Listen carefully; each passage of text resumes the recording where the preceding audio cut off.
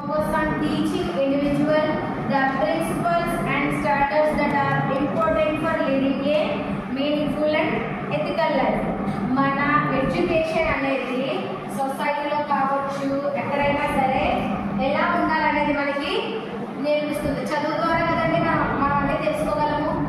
Okay, for example చెప్తూ ఉన్నారు పెద్దవాళ్ళు, చదువు సంస్కారాన్ని తెలుపుతుంది, తెలియజేస్తుంది అన్నారు. అవునా? చెప్పాలి, మాట్లాడాలి. ఓకేనా? చదువుకుంటే మనకు చాలా బెనిఫిట్స్ ఉన్నాయి. ఎక్కడ ఎలా ఉండాలి ఏంటి అని అనేది understanding value education. It emphasizes values such as honesty, integrity, respect, responsibility and empathy. చెప్పుకున్నాం కదా మన స్టార్టింగ్ క్లాస్లో. సో చదువు ద్వారా కూడా ఎవరితో ఎలా రెస్పెక్ట్ఫుల్గా ఉండాలి, ఇంటిగ్రిటీ, రెస్పాన్సిబిలిటీ, ఇవన్నీ కూడా మనకి ఎడ్యుకేషన్లో ఇంక్లూడ్ అవుతాయి.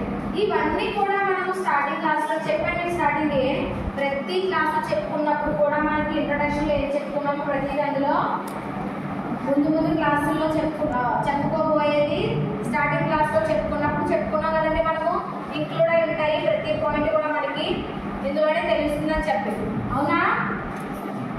Okay, honesty, integrity, respect, responsibility and empathy.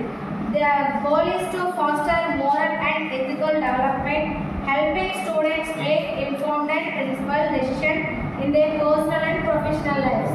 మన ప్రొఫెషనల్ లైఫ్లో అవ్వచ్చు, పర్సనల్ లైఫ్లో అవ్వచ్చు, ఓకేనా? ప్రతి దాంట్లో కూడా ఈ ఎడ్యుకేషన్ అనేది మనకు ఉపయోగపడుతుంది. మన సెల్ఫ్గా మనం ఎలా ఉండాలో కూడా మన చదువు ద్వారా తెలియజేస్తుంది.